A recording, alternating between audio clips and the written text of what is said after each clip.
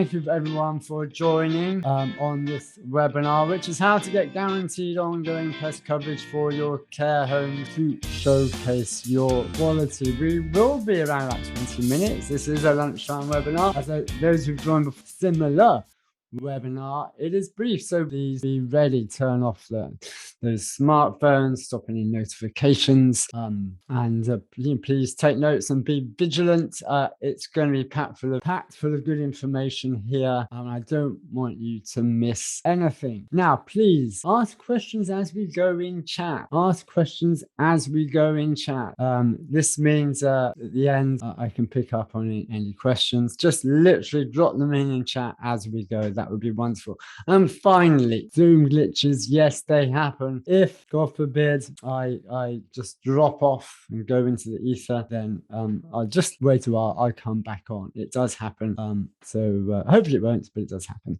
Great. So let's get moving. Let me here. That's good. So who am I? I'm Adam James. I'm founder of Springup PR. We like to call ourselves the UK's #1 care, PR, and marketing powerhouse. Ladies and gentlemen, myself and my team have collated pitch hundreds of care operator stories to the press, and this is a large amount of what we do day in, day out, whether that be regional or national press. PR and press coverage. Why would you want to be going down this route? Well, it's PR and press coverage is for those operators who want to showcase their homes in order to increase their profile and reputation, particularly if you're after self-funding family. And if you want to impress those prospective families, ultimately to increase your occupancy faster, to get more inquiries, to get journalists to write positively about you on an ongoing basis is very different from advertising.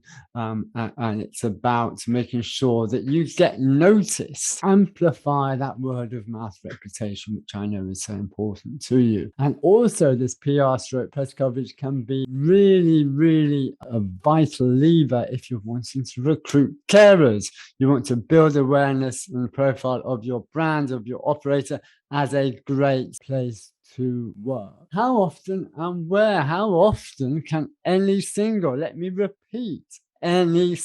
care home or care service get? How often can you get positive regional? Because it's usually regional. That's where your respective families are, and that's where your stakeholders are in the region for your care service. Well, once every 6 weeks or 2 months per care home. Any care operator care home can do this. And by that, I mean regional TV and radio, the local newspapers, and online. The local media is the most trusted media in the UK. And also, when we talk about PR, you have your press coverage, journalists writing good news stories about you. Also, digital PR, Facebook boost. You must be reaching tens of thousands, let me repeat, tens of thousands of people with your good news stories on. The best way to do this is via Facebook boosts. I'll come on to this later. Ask questions in chat. Anyone, ask questions in chat as we go. I want to accentuate, by the way, journalists love good care operator stories.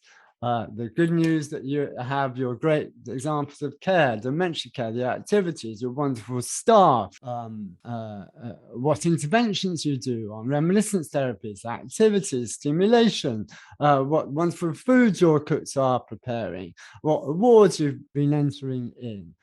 There are journalists, regional media love good care operator stories. Notice, why did I say remember the guarantee? Because remember, I said this is guaranteed press coverage on an ongoing basis. That is so much in your favor, the fact that regional journalists love good care operator stories. Good care stories align with the public interest around good provision of health care, stroke care for the elderly. Examples. What do we mean by press coverage? Well, here you go. Here's some examples for you to just get a glance at. So let's get straight into the PR secrets. How can you get guaranteed ongoing press coverage for any one of your care homes? Firstly, write that story on a plate for the journalists. Write that story on a plate. So literally they copy and paste your good news story. And that way you have complete control of the message and the story. So what do I mean by on a plate? Well, here's one example. Now, this is a real life news release, and you can see, let me just accentuate here. You know, this, I've called it the headline. You must have a story. At the end of the day, you're pitching to the press. You must have a story. I want to spend a little bit of time here. So you notice that headline. That headline, give us your story, tell that story immediately. And what you've got then is a beautifully crafted 300 words, 250, 300 words. This is writing a story on a plate. And you have the quotes from your manager, from your family, from your staff members, whoever it is that's relevant for this story. So you see here a great, you'll all be familiar with this. Make sure always you get your good CQC reports in the press. So you're going to have a nice little headline. And then in this case, it's picking out elements from the CQC report. It's very, very factual. And you can see here that there's a reference about the care home. There's picking, as I mentioned, picking pieces out from the CQC report, and there's quotes from the manager. So that's one example. The second story on a plate for a journalist is really, really vital. For a headline, give us your story. There you go. Mum and daughter from Litchfield thrilled to hold hands on Mother's Day after being separated for almost a year. So it's a wonderful story. It's all happened during the lockdown. This particular operator was wanting to celebrate their care during the lockdown. Again, what you've got here is 300 words.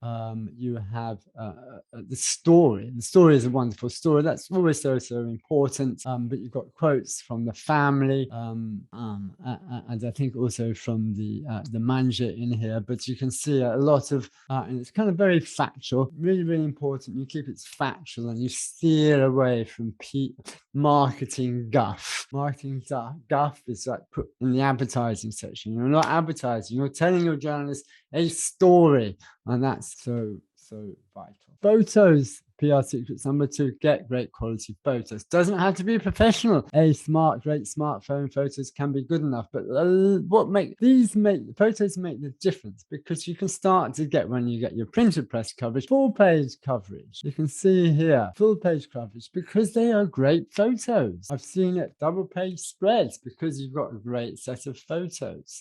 It's really, really vital. And my tip for getting a good freelance photographer is go to your local paper, ring them up, ask them, who is your best freelance editorial photographer? And that will be the photographer to go with. So PR secrets part 3, get personal with those journalists you are pitching.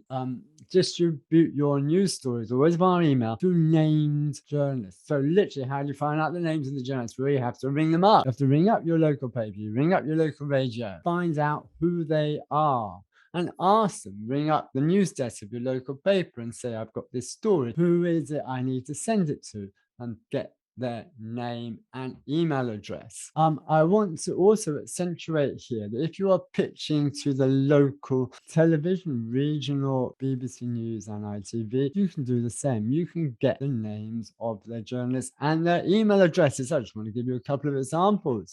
Yes, you can phone up your local television stations, but often you can find their details on social media, particularly Twitter.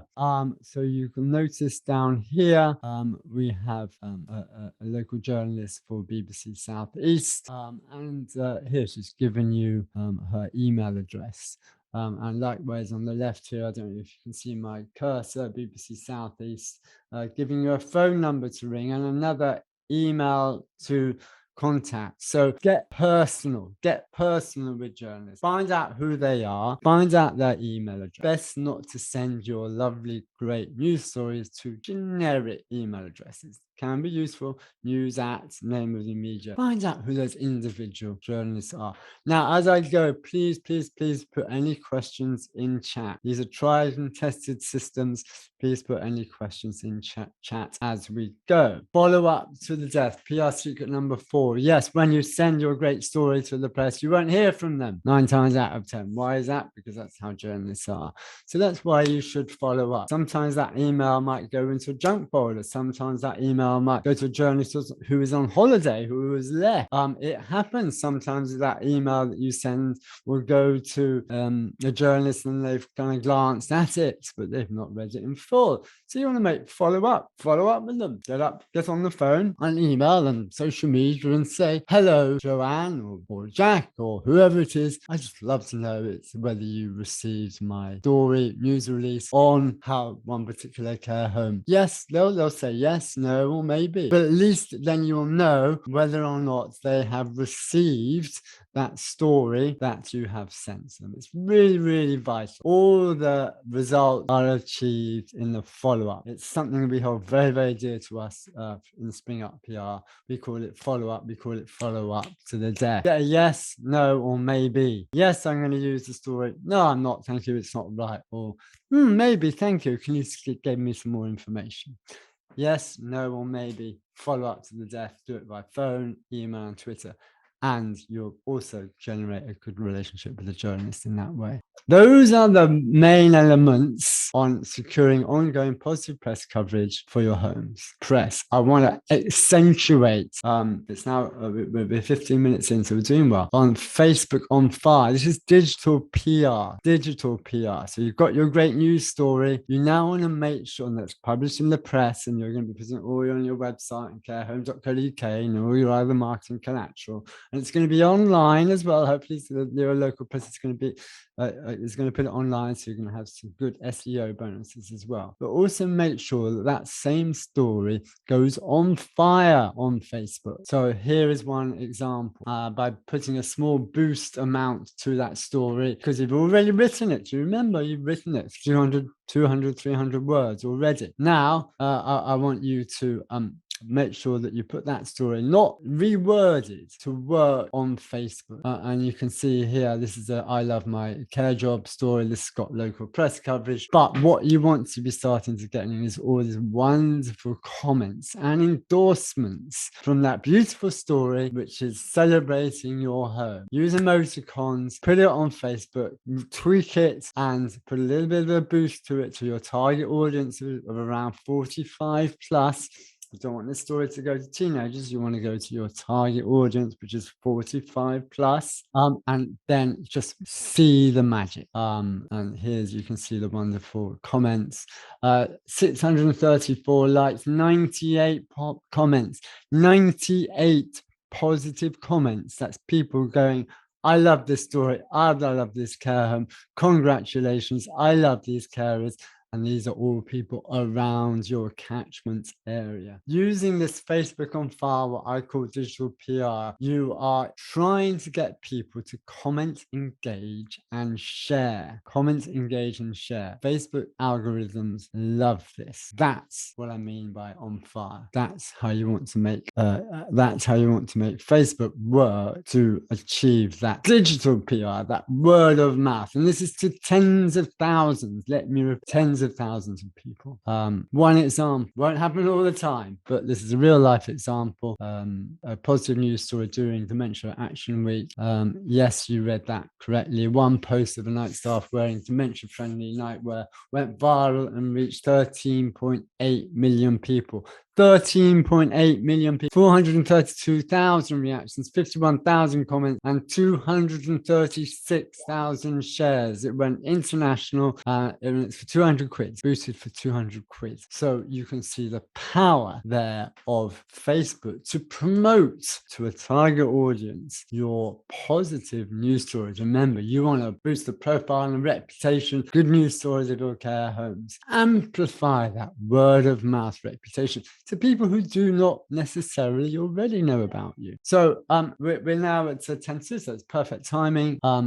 This system works. Here's what care operators say. We've used regular and ongoing press coverage as part of their PR marketing strategies, and some examples there. So please, I know I've seen some questions coming in comments. I'm about to questions coming in chat. I'm about to answer those in a moment. But Thank you very much for your time, everyone. And if you have got any questions, put them in chat. I'll come and answer them now. And if you're wondering how these PR and media exposure strategies can work for you, then please apply for a free 30-minute PR roadmap Zoom call with myself. All you have to do is email roadmap to that email, hello@springup-pr.com. But please do it now. This is I can't guarantee that everyone can come on to this PR roadmap Zoom call, but we can certainly look at it for you. Find out a little bit more about where you're at and how you think this may or may not be able to work for you. So thank you very, very much. Now I'm going to come into some chat questions. Thank you. Okay, so Emily asked, any tips for getting named individuals' email addresses when ringing up? Yeah, as I tend to find they just want to give me the generic news desk email that I already have. Oh, that's great. So, okay, so let's presume, again, I'm going to make an assumption it's regional. So let's imagine you're ringing up your local newspaper. Two things. A, you can often find who that individual is by going onto the website for that local paper. That'd be one key way. And also, another thing you can do is you can ask them who sometimes local papers have reporters who cover a local patch. So that might be another way. And also, if you ring out the news desk, often it's a journalist asked to get through to the news desk. Often it's the journalists themselves who pick up the phone. So maybe you can find out who that individual is who is picking up the phone. Yeah, and it's true. They do often want to give you the generic news desk email, but you just try and find out ways that you can get around that. And find out who a particular individual is. Often the editor or the news editor is mentioned on the website, so you can always get the names that way. And Rebecca asks, how much money would you suggest putting on each boosted post on Facebook? 100 quid, 200 quid, and if it does really well, put some more in. Literally, if it goes really, really well, you may decide you want to put more in because you can see it's literally on fire, and you can try it with £50. Try it at 25 quid. Try it. That's a great thing about Facebook is you can just put as much or as little boost spend in, but try it with 50 quid, see how it goes, and if you feel it's going really well, whack it up. So another question here. Let me have a look. It's funny enough, it says Adam James. I'm not asking this question, but anyway, what sort of stories do you think have the best chance of getting published? It's a great question. We write a lot of stories focused on the people who live with us, perfect, and their life stories, yes, good, as well as our team, perfect, as well as our team members. What sort of stories should we be posting to engage with the communities as best we can? It sounds as though a lot of stories focus on the people who live with us. Yes, the human interest is so strong. Often, you've got local people who are often at your services, and if you can bring out their backstory, their life, and then how you are now helping them at your particular home, whether you're having a particular activity or celebrating a particular birthday, or helping them in a reminiscent therapeutic way. Those kind of stories really fly, as you've probably noted. Life stories as well, which you've mentioned, as well as your team members. What worked really well is wonderful stories about why care staff love care. I mean, these work so well. And then what sort of stories should we be posting to engage with the community as best we can? So again, often if you tweet those stories, those good news stories which you've already put together, and then make them work for Facebook. So sometimes you might want to put a question in. So what is the secret to your long life? Well, Joanne so and so, who's just celebrated her 100th, she says it's she's a resident at our particular care home. So you can use Facebook to engage your target audiences. So you see the difference here. You've got that great story that's got the great coverage, got this great story, but then you want to put that same story on Facebook to engage with your audiences, because Facebook is about friends to friends engaging with each other. So that's key. How long would you recommend boosting the post for? Yeah, a week, 2 weeks, 3 weeks, something like that. That's always a good place to start. But there actually is no limit. But certainly I would start off by putting a week. How important are the use of SEOs when writing a story? That's great. That's a great question. Well, we all know how SEO is important for you.